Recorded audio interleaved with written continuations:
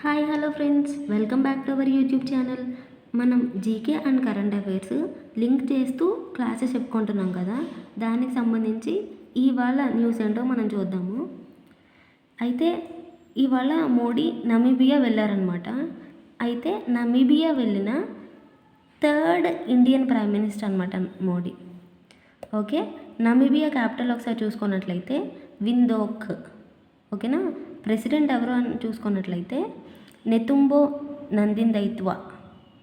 ఓకేనా, అక్కడ వెళ్ళిన తర్వాత కొన్ని అగ్రిమెంట్స్ అనేది కుదుర్చుకుంటారు కదా, అలా జరిగిన అగ్రిమెంట్ ఏంటి అంటే ఇండియాకి సౌత్ ఆఫ్రికాకి కస్టమ్స్ యూనియన్లో ప్రిఫరెన్షియల్ ట్రేడ్ అగ్రిమెంట్ అనేది జరిగింది.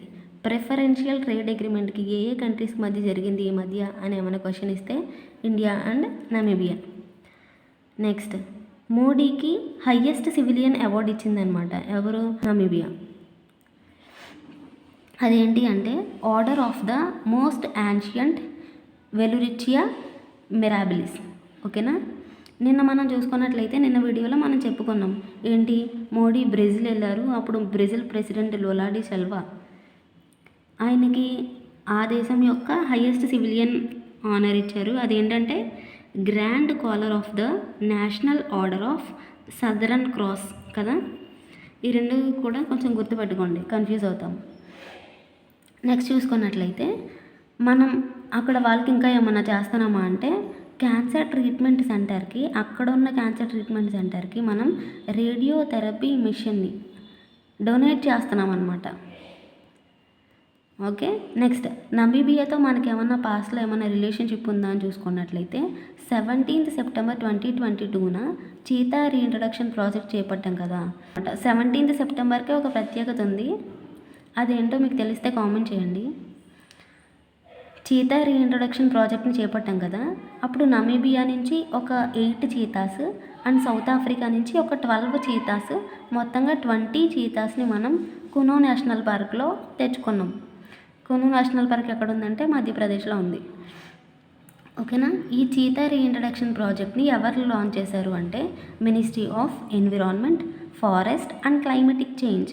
ఓకేనా, దీనికి ఏమైనా స్పెషాలిటీ ఉందా ఈ చీతా రీఇంట్రడక్షన్ ప్రాజెక్ట్కి అని చూసుకున్నట్లయితే ఇది ఒక కాంటినెంట్ నుంచి ఇంకొక కాంటినెంట్కి ఇలా ట్రాన్స్లోకేట్ చేయబడిన లార్జెస్ట్ కార్నివోర్ అనమాట. సరేనా, నెక్స్ట్ ఇది కునో నేషనల్ పార్క్ మధ్యప్రదేశ్లో ఉందని చెప్పుకున్నాం కదా. అసలు నేషనల్ పార్క్స్ ఎన్ని ఉన్నాయి ఇప్పటి వరకు అని చూసుకున్నట్లయితే 107 ఉన్నాయి. అందులో ఫస్ట్ నేషనల్ పార్క్ ఏంటి అని చూసుకున్నట్లయితే Jim Corbett national park. Okay, 1936లో వేసాము. అయితే దీని పాత పేరు హెయిలీ నేషనల్ పార్క్ అనమాట. ఇప్పటి వరకు మనకి ఉన్న నేషనల్ పార్క్స్లో లార్జెస్ట్ ఏది అని చూసుకున్నట్లయితే హెమిస్ అనమాట. ఇది లద్దాఖ్లో ఉంది. స్మాలెస్ట్ ఏమో south button island national park, ఇది అండమాన్ అండ్ నికోబార్లో ఉంది. ఓకేనా, అయితే ఈ 107లో 107th నేషనల్ పార్క్ ఏంటి అని చూసుకున్నట్లయితే సిమ్లీపాల్ నేషనల్ పార్క్ అనమాట. ఇది ఒడిశాలో ఉంది. నెక్స్ట్ 106th ఏమో దిహాంగ్ పాట్కాయ్, ఇది అస్సాంలో ఉంది. నెక్స్ట్ 105th నేషనల్ పార్క్ ఏమో రాయమోనా నేషనల్ పార్క్, ఇది కూడా అస్సాంలో ఉంది. మనకి ఇది ఆల్రెడీ తెలుసు, వైల్డ్ లైఫ్ ప్రొటెక్షన్ యాక్ట్ ఏమో 1972. నెక్స్ట్ ఇంపార్టెంట్ న్యూస్ ఏపీకి రిలేటెడ్, ఏపీ స్పేస్ పాలసీ 4.0. దీనికి సంబంధించి ఏపీని స్పేస్ పాలసీ రిలేటెడ్గా నేషనల్ హబ్గా తీర్చిదిద్దాలి అనేది దీని టార్గెట్ అనమాట. 2025 to 35 years లోపు నేషనల్ హబ్గా చేయాలి అనేది దీని టార్గెట్. ఓకే, నెక్స్ట్ ఏఐ లెర్నింగ్కి సంబంధించి గేట్స్ ఫౌండేషన్తో మనం అగ్రిమెంట్ కుదుర్చుకుంటున్నాం అనమాట. అంటే యుఎస్ బేస్డ్ బిల్ గేట్స్ ఫౌండేషన్తో అగ్రిమెంట్ కుదుర్చుకుంటున్నాం అనమాట. నెక్స్ట్ ఒక న్యూస్ ఏమొచ్చిందంటే తోతాపూరి మ్యాంగోస్కి గవర్నమెంట్ కొంత అమౌంట్ ఫండ్ అని ఇచ్చింది అని చెప్పి వచ్చిందనమాట. అయితే మనకి తోతాపూరి మ్యాంగోస్ ఎక్కడ ఫేమస్ అని అడిగే ఛాన్స్ ఉంది, Chittoor. Okay, next important news చూసుకుంటే యుఎస్ నాన్ ఇమ్మిగ్రెంట్ వీసా ఛార్జ్ని పెంచింది. అంటే నాన్ ఇమ్మిగ్రెంట్ వీసా ఛార్జ్ అంటే ఇప్పుడు వేరే దేశాల వాళ్ళు యూఎస్ వెళ్ళాలి అనుకుంటే వాళ్ళ యొక్క వీసా ఛార్జెస్ని పెంచిందనమాట. దానికి ఏం పేరు పట్టింది, వన్ బిగ్ బ్యూటిఫుల్ బిల్ అని పెట్టిందనమాట. షార్ట్ టర్మ్ వీసా ఛార్జెస్ని కూడా పెంచింది. నెక్స్ట్ అయితే ఇండియాకి రిలేటెడ్గా ఇండియా వీసా ఫ్రీ కంట్రీస్ ఎన్ని ఉన్నాయంటే 26 అనమాట. అంటే వీసా లేకుండా మనం వెళ్ళొచ్చు ఆ కంట్రీస్కి, జస్ట్ పాస్పోర్ట్తో వెళ్ళొచ్చు వీసా లేకుండా. నెక్స్ట్ వీసా ఆన్ అరైవల్ ఇది ఇచ్చే కంట్రీస్ ఏంటంటే ఒక 40 ఉన్నాయి. నెక్స్ట్ ఈ వీసా ఫెసిలిటీస్ ఏమో ఒక 58 కంట్రీస్ మనకి అవైలబుల్గా ఉంది. నెక్స్ట్ దీనికి సంబంధించి హెన్లీ పాస్పోర్ట్ ఇండెక్స్ 2025 ఇది చాలా ఇంపార్టెంట్ కదా ఈ ఇండెక్స్. ఇందులో ఇండియా ర్యాంక్ ఎంత అంటే 85. నెక్స్ట్ ఎమ్మింగనూర్లో వేవర్స్ ఉంటారు, వాళ్ళు జిఐ ట్యాగ్ కోసం ట్రై చేస్తున్నారనమాట. అది కర్నూలులో ఉంది. ఎమ్మింగనూర్ అనేది కర్నూలులో ఉంది. అక్కడ ఏం ఫేమస్ రా అంటే bird eye towels and Zindagi blankets, ఈ రెండు కూడా ఫేమస్ అనమాట అక్కడ. వీటికి సంబంధించి జిఐ ట్యాగ్ కోసం వాళ్ళు అక్కడ వీవర్స్ ట్రై చేస్తున్నారు. అయితే జిఐకి గూడ్స్ యాక్ట్ ఎప్పుడు వచ్చింది అని చూసుకున్నట్లయితే 1999లో వచ్చింది. ఇది 15th సెప్టెంబర్ 2003 నుంచి ఫోర్స్లోకి వచ్చిందనమాట. అయితే జిఎస్ రిజిస్ట్రీ ఎక్కడుందంటే చెన్నైలో ఉంది. మనకి జిఐ ట్యాగ్స్కి సంబంధించి ఫస్ట్ దేనికి వచ్చింది అంటే డార్జిలింగ్ టీకి వచ్చింది 2004లో. అయితే ఏపీలో ఇప్పటి వరకు ఎన్ని వాటికి జిఐ ట్యాగ్ ఉందంటే 20 వాటికి, తెలంగాణలోనేమో ఒక 16 వాటికి అనమాట. అయితే ఇండియా మొత్తం మీద జిఐ ట్యాగ్స్ ఎన్ని ఉన్నాయంటే 605 ఉన్నాయి. అయితే మన టార్గెట్ ఏంటంటే 2030 లోపు ఒక 10,000 జిఐ ట్యాగ్స్ ఉండాలి ఇండియాకి, అది మన టార్గెట్. నెక్స్ట్ చూసుకున్నట్లయితే మనకి Sutlej Yamuna link canal issue గురించి ఇచ్చారు. అది 2 స్టేట్స్కి మధ్య అనమాట, పంజాబ్ అండ్ హర్యానాకి మధ్య. పంజాబ్ నుంచి ఎక్సెస్ వాటర్ని హర్యానాలో ఉన్న వాటర్ స్కేర్స్ రీజియన్స్కి ఇవ్వాలి అనేది దీని యొక్క టార్గెట్ అనమాట. అయితే ఇది 1982లో స్టార్ట్ అయింది, కానీ 1990sలోనే ఇది ఆగిపోయింది. అయితే పంజాబ్ ఇప్పుడు ఏమంటుందంటే మాకు ఉన్న వాటర్ మాకు సరిపోవట్లేదు, ఇంకా మేము హర్యానాకి ఏమి ఇస్తాము, మీరు ఆల్టర్నేటివ్ సోర్సెస్ వెతుక్కోండి వాటర్కి సంబంధించి, చీనాబ్, రావి, సట్లెజ్ ఈ రూట్ని ఎంచుకోండి, మాకైతే ఉన్న వాటర్ మాకే సరిపోవట్లేదని భగవంత్ సింగ్ మాన్ చెప్తున్నారనమాట Punjab CM. Okay, next Punjab చూసుకున్నట్లయితే పంజ్ అంటే 5, అబ్ అంటే రివర్, ఇది ఆల్రెడీ మనకు తెలుసు కదా. అంటే పంజాబ్లో 5 రివర్స్ ఉంటాయి. అవి ఏంటంటే చూసుకుంటే జీలం, చీనాబ్, రావి, బియాస్, సట్లెజ్. వీటి గురించి మీకు ఆల్రెడీ తెలుసు, ఒకసారి క్విక్ రివిజన్ ఇద్దాము. జీలం ఏమో వేరీనాగ్ కాశ్మీర్ వ్యాలీ దగ్గర వేరీనాగ్ దగ్గర పుట్టింది. ఇది ట్రిబ్యూటరీ ఆఫ్ ఇండస్ అనమాట, ఇండస్లో కలుస్తుంది జీలం. జీలం మీద ఉన్న ప్రాజెక్ట్ ఏంటి అంటే కిషన్ గంగా ప్రాజెక్ట్. ఇది ఏ నది మీద ఉందంటే జీలం. ఓకే, ఇది ఇండియాలో ఉంది. కిషన్ గంగా ప్రాజెక్ట్ ఇండియాలో ఉంది, అది జీలం నది మీద ఉంది. అయితే మంగ్లా డ్యామ్ అనేది ఎక్కడ ఉందంటే పాకిస్తాన్లో ఉంది. జీలము పాకిస్తాన్ కూడా వెళ్తుంది కదా, అక్కడ పాకిస్తాన్లో మంగ్లా డ్యామ్ అనేది ఉంది. నెక్స్ట్ చీనాబ్ చూసుకుంటే చంద్ర అండ్ బాగా, ఈ 2 రివర్స్ కూడా మనకి హిమాచల్ ప్రదేశ్లో కలిసి చీనాబ్ ఏర్పడుతుంది. ఇది జమ్మూ అండ్ కాశ్మీర్ నుంచి పాకిస్తాన్ వెళ్తుంది. ఇది ట్రిబ్యూటరీ ఆఫ్ జీలం అనమాట. జీలం ఇండస్లో కలుస్తుంది అని చెప్పుకున్నాం కదా, కాబట్టి చీనాబ్ వెళ్ళి జీలంలో కలిస్తే ఈ 2 కలిసిన వాటర్ ఏమో ఇండస్లో కలుస్తుంది. ఓకే, నెక్స్ట్ రావి చూసుకున్నట్లయితే ఇది హిమాచల్ ప్రదేశ్లో ఆరిజిన్ అవుతుంది, పుడుతుంది. అక్కడి నుంచి పంజాబ్, అక్కడి నుంచి పాకిస్తాన్ వెళ్తుంది అనమాట. లాహోర్ ఏ నది యొక్క బ్యాంక్ దగ్గర ఉంది అంటే రావి.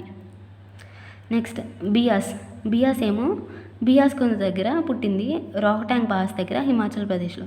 బియాస్ అనేది పంజాబ్లో సట్లెజ్తో కలుస్తుంది, ఎక్కడ అంటే హరికే దగ్గర. ఓకే, నెక్స్ట్ సట్లెజ్ ఏమో రాకాస్తల్ లేక్ దగ్గర పుడుతుంది హిమాచల్ ప్రదేశ్ దగ్గర. అక్కడి నుంచి పంజాబ్, అక్కడి నుంచి పాకిస్తాన్ వెళ్తుంది అనమాట. అయితే ఈ 5 రివర్స్లో ఏది లాంగెస్ట్ అంటే సట్లెజ్ నది మీదే బాక్రా నంగల్ డ్యామ్ ఉంది. ఓకేనా, నెక్స్ట్ మనకి ఇండస్ వాటర్ ట్రీటీ అనేది బాగా ఫేమస్ అయింది కదా ఈ మధ్య. అది 1960లో అనమాట. ఈ వేటి మధ్య అంటే రావి, బియాస్, సట్లెజ్ వీటి మధ్య. అయితే ఈ ఇండస్ వాటర్ ట్రీటీని ఎవరు సైన్ చేశారు అంటే ఇండియా నుంచి నెహ్రూ, పాకిస్తాన్ నుంచి ఏమో ఆయూబ్ ఖాన్. అయితే ఇలా ట్రీటీ చేసుకున్నప్పుడు ఎవరు మీడియేషన్ వహించారు అంటే world bank. World bank important, ఎందుకంటే మనం అసలు అనుకోము వరల్డ్ బ్యాంక్ అని.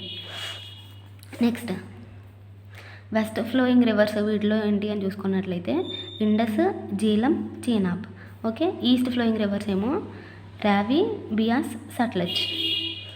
ఓకే, నెక్స్ట్ నిన్న వీడియోలో మనం ట్యాక్సెస్ గురించి చాలా క్లీన్గా చాలా బాగా ఎక్స్ప్లెయిన్ చేసుకున్నాం కదా. మీకు ఒకసారి దాని గురించి ఏమైనా ఇన్ఫర్మేషన్ కావాలనుకుంటే ఒకసారి ఆ వీడియో చూడండి.